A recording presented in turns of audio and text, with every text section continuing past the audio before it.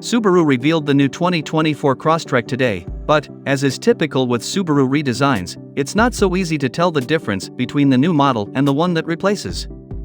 As before, the Crosstrek is a tall subcompact crossover with plenty of ground clearance and black plastic body cladding. The biggest changes are seen up front, where the sharper, slimmer headlights and larger front grille create a more distinctive look. Subaru also says that it has increased the amount of black plastic cladding around the wheel wells.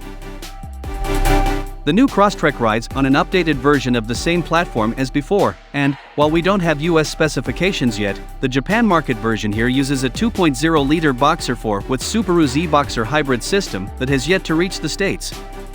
Subaru also hasn't said whether the current plug-in hybrid version of the Crosstrek will continue into the new generation. All-wheel drive, of course, will be standard equipment, and a continuously variable automatic is the only transmission choice. We'll see if the current US version's available manual transmission continues for the new generation, but we're not hopeful. The updated cabin features a large vertically oriented touchscreen, as seen in many other Subaru models. The seats are also new. The EyeSight driver assistance technologies are also improved thanks to upgrades to the camera system. The new Crosstrek isn't scheduled to go on sale in Japan until sometime in 2023, and it'll likely arrive in the US even later. So we'll have to wait to find out more details, including powertrains, features, and pricing.